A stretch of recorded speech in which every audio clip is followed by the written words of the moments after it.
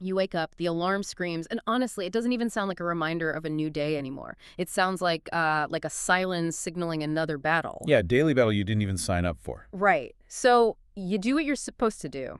You drink the coffee, you commute, you grind, you answer the endless emails and work on building the empire, just like society and literally every business book told you to do. You're relentlessly disciplined. Exactly. But then when you finally lay your head down at night, there's this hollow ringing in your chest, a specific type of silence that just screams that something is missing. It's a profound emptiness. I mean, you were doing everything right on paper, checking all the societal boxes, but the emotional math is just completely broken. And if you felt that, you aren't crazy. So today, on this deep dive, we are exploring a really compelling, highly unconventional reason for why you feel it. We're stepping entirely away from standard medical or psychological advice to look at this as a story. Right, a mystical, mathematical epic of the human soul. Which sounds intense, but it's fascinating. We're using the ancient lens of Pythagorean numerology to decode mathematical signals from the universe. The core premise here is that 99% of hard work feels useless, not because you are weak or lazy, but because you are literally fighting the very code of your existence. Because if hard work, just sheer brute force effort, were the only requirement for happiness, then the donkey, the ultimate beast of burden, would be the happiest animal on earth. Oh, wow. Yeah, that's a great point. But the donkey isn't fulfilled. It's just burdened. And so many of you listening right now are carrying incredible loads, assuming the weight itself is the point. The philosophical cornerstone here is that unnecessary friction is not a sign of growth. It's a vibrational error. Okay, wait, let's unpack this for a second. Calling burnout a vibrational error sounds a little, mystical, because society constantly tells us that friction is just proof you're working hard enough. No pain, no gain, right? Right. We're conditioned to think that the screeching, agonizing sound of a train forcing itself off the tracks is just the sound of hustle. So how do we differentiate between normal, healthy friction and a vibrational error? To separate the two, we kind of have to look at how Pythagoras viewed reality. We usually think of him as just the triangle guy from high school geometry. Yeah, A2 plus B2. Exactly. But he didn't see numbers merely as dry quantities for measuring land. He saw them as frequencies, the underlying source code of reality itself. In this framework, every number is a living architecture. It emits a specific sound, a specific intent, a structural rule. So it's like treating the universe as a symphony and we're all assigned a specific instrument. Yes, perfectly said. In this system, your soul comes into this life with a specific frequency encoded in your birth date and your name. Think of this as your static signal. It's your baseline, the literal physical shape of your instrument. Okay, the static signal. Got it. Then you have your dynamic signal, which is the energy of the work you actually put out into the world. When the frequency of the work you do matches the static frequency of your soul, a phenomenon occurs that we call flow. Where 10 hours of work feels like 10 minutes. Exactly. But the tragedy is that we live in a society that loves to standardize rather than individualize.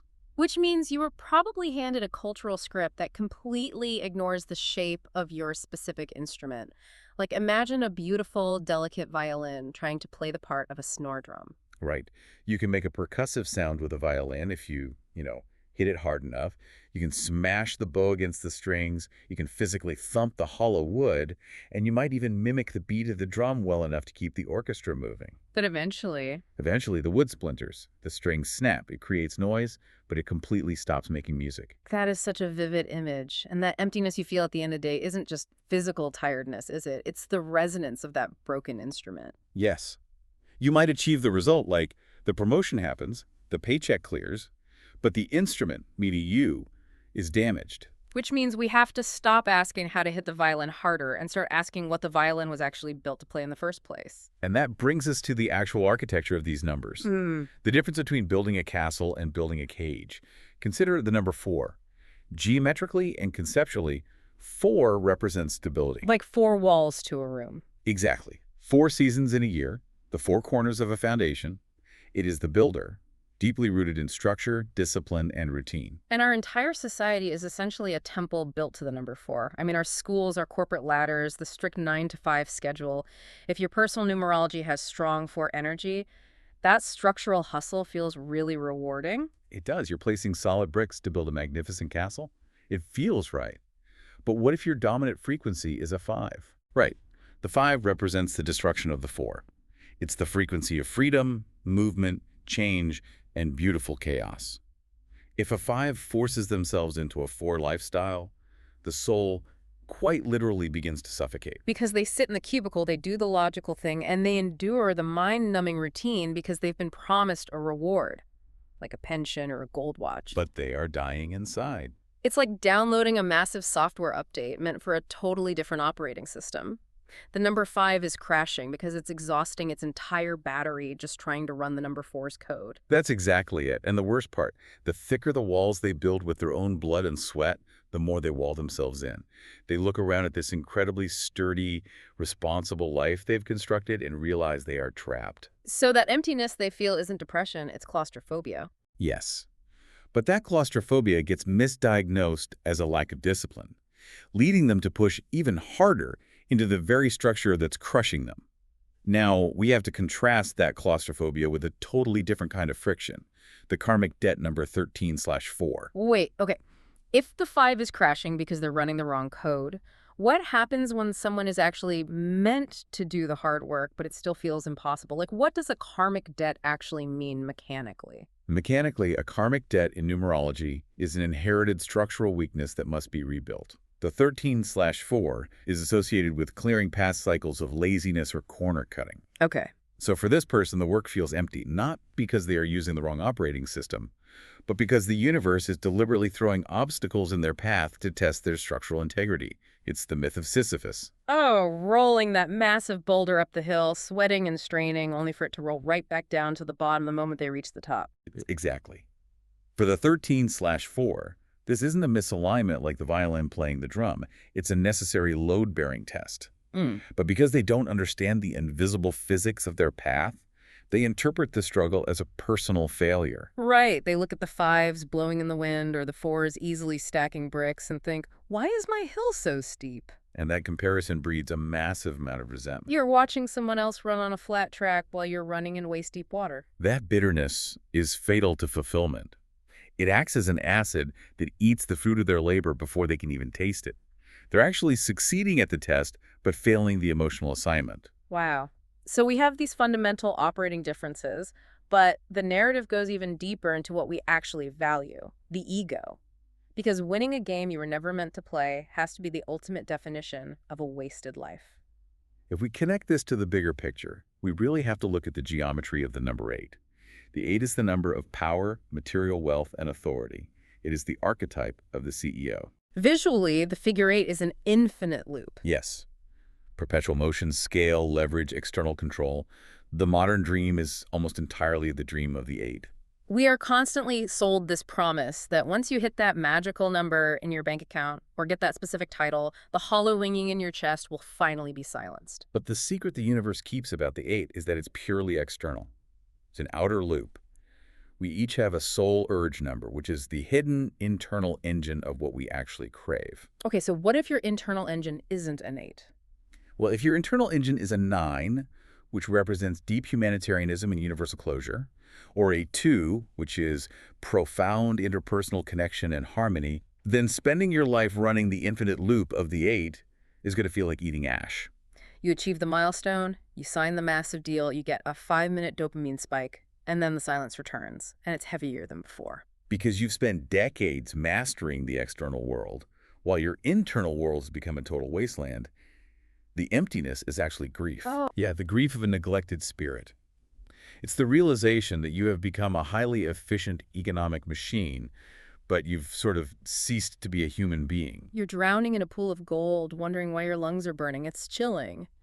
And when you map that onto the human experience, a midlife crisis isn't just a cliche about buying a sports car because you're bored.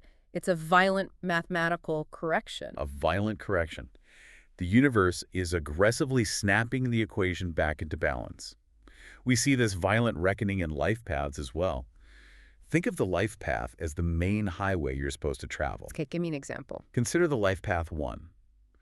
The 1 is the pioneer, the singular point of origin, the individual meant to forge a new path alone. Now imagine that 1 has been socially conditioned to act like a 6, The 6 is the domestic nurturer, the ultimate community builder who carries everyone else's burdens. So they're out there carrying their boss's stress, their family's drama, acting as the village therapist. Right? And they call it hard work, assuming it makes them a good person. But for a life path 1, that level of self-sacrifice is spiritual suicide. You are literally starving your own pioneer spirit to make sure a village you were never meant to govern is fed. Oh, man. Or consider the life path 7, the seeker of deep analytical truth. If a 7 finds themselves working a superficial sales job where they have to push products they don't believe in, relying on endless small talk, they will burn out in a matter of months. Because the work is a fundamental lie. The 7 is allergic to the superficial. Every fake smile they force, every insincere pitch takes infinite energy to maintain. It takes infinite energy. That brings to mind this devastating image of an explorer. Imagine someone who spends years hacking his way through an incredibly dense, dangerous jungle. He's bleeding, sweating, enduring unimaginable hardship. Right. He finally climbs the steepest peak, pulls himself over the ledge, looks out at the view, and realizes he climbed the wrong mountain. He succeeded perfectly in the climb, but failed entirely in the destination. It's heartbreaking. But what happens when the mismatch isn't just about the type of mountain, but the absolute scale of it? This brings us to the master numbers. Okay, master numbers. For those listening who feel an emptiness that goes beyond just disliking your job, you might be carrying the frequency of an 11, a 22, or a 33. Wait, what makes a number a master number? Why do they operate differently? In numerology, these double digits carry a much, much higher voltage. They are structurally designed not just to participate in society, but to shift human consciousness. Shifting consciousness, that's huge. The 11 is the illuminator. The 22 is the master builder of massive systems. If you carry that kind of voltage, normal, everyday corporate ladder climbing feels utterly insignificant. So you could be the top performer at your firm, pulling in millions, and still feel this gnawing, low-level panic that you are completely wasting your time on Earth. Because you were trying to power an ocean-spanning lighthouse with a single AA battery. The gap between what your current life demands and what your soul's architecture was built for is a canyon. And that canyon fills up with misery. So burnout for a master number isn't about being tired of work. No, it's about the soul-crushing weight of insignificance. Here's where it gets really interesting. That pain is inevitable when the scale is wrong. But what about when the very foundation of the ego is rotten? There is a specific karmic frequency here, the 16/7, which correlates to the tower card in the tarot. Right, lightning striking a stone building, complete destruction. Yeah. To understand the 16/7, you have to look at the numbers making it up. The 1 is the ego, the 6 is responsibility, but they reduce to a 7, which is absolute undeniable truth. Okay. When the ego builds a life based on looking perfect, acting rich, or maintaining a false persona, it is building a structure out of lies. The 16/7 vibration is an embedded code that guarantees that false structure will eventually collapse under the weight of truth. So that overwhelming anxiety you feel before the crash, that's literally the structural integrity of your ego failing. It's the creaking of the beams in your life before the roof caves in. Exactly. It forces us to realize why maintaining an illusion is so exhausting. Truth requires absolute zero energy to maintain. It simply is. Gravity doesn't need a battery. Right. But an illusion, a lie, a false persona, that requires continuous infinite energy to prop up. Which means the resulting burnout, the total paralyzing collapse of your ability to keep working, is actually a safety feature. It is a mercy. It's your physical body refusing to pour one more ounce of concrete into a building that the universe has already condemned. It is the ultimate intervention. Yeah. The universe is cutting the power so you stop building a prison. Only in the rubble of that false self can you find the solid ground to build something real. The emptiness ceases to be a void and becomes a clearing. We spend so much time terrified of letting these fake identities go. We prop them up with more caffeine, more hours, more stress. Realizing that a total collapse might be a deliberate structural mercy gives you permission to just step away from the rubble. It's incredibly freeing. So how do we rebuild? How do we fix the equation and move toward what the Taoists call wu-wei effortless action? Well, fixing the equation requires understanding temporal alignment, the seasons of the soul. You can be driving the right vehicle on the right road, but if you drive into a blizzard, you are still going to crash. Timing is everything. Exactly. This system operates in 9-year mathematical cycles. Every year of your life has a specific thematic frequency, a personal year number. The friction here between nature and modern hustle culture is intense. Like, Take the personal year 9. The 9 is the end of the cycle, winter, the energy of endings, release, clearing out the deadwood. But corporate culture demands the exact opposite. They say, it's Q4, push harder, finish the year strong. So you obey the culture. You launch the new business in a year 9. You force a dying relationship to work. You grind 80-hour weeks. And everything collapses. The deals fall through. You feel a bone-deep exhaustion and assume you are a failure. But you aren't a failure. You're a farmer trying to plant delicate seeds in frozen, rock-hard soil. The soil rejects the seed because the timing is hostile, not because the seed is defective. You put in 100 units of energy and got back 0. The environment was screaming at you to hibernate, but you heard, go harder. Conversely, if you were in a personal year, one, the spring, the time of aggressive new beginnings, and you hesitate out of fear, you miss the wave entirely. Wow. Or the year 7, which is the cave. The year of profound spiritual introspection. If you spend a year 7 desperately chasing external material validation, the universe will systematically strip those external things away just to force you to look inside. The room is cleared, so you have no choice but to talk to yourself. That gives us a really clear 3-step fix to align this equation. Step 1 is knowing your vehicle. That's the life path. Are you the sturdy tank of a 4, the high-speed sports car of a 1, or the wind-powered sailboat of a 9? Bottom line, do not try to drive a sailboat on the interstate. Perfect analogy. Step 2 is knowing your fuel. In numerology, this is your expression number. Wait, if the life path is the physical car we are driving, how is the expression number calculated differently? What is the fuel? A life path is derived from your birth date. It's the unchangeable road you're on. The expression number is derived from the letters in your name. It represents your natural talents, the way you execute your journey. Okay, so if life path is the car, the expression is the specific octane of gasoline it needs. Exactly. If you're a 3, your fuel is creative communication. If you're an 8, your fuel is solving complex, large-scale structural problems. If your daily work only drains your tank and never naturally puts energy back in, you're pumping diesel into an electric car. And step 3 is respecting the weather, respecting the personal year you are in. Push in the spring, build in the summer, release in the winter. A vacation is not the cure for a fundamentally misaligned life. No, a week in Cancun is just a temporary pause button on a torch machine. When you fly back, the machine is still there, waiting for you. Realignment requires the immense courage to dismantle a life that looks successful on paper in exchange for building a life that actually resonates with your soul's architecture. Which means making hard choices. It might mean a radical career pivot. It might mean disappointing people who liked the version of you that was easy to control. Disappointing others is frequently the price of admission for being true to yourself. It all comes down to a simple equation. Work multiplied by alignment equals fulfillment. If you're listening to this, your work variable is probably maxed out at 100. You are giving everything you have.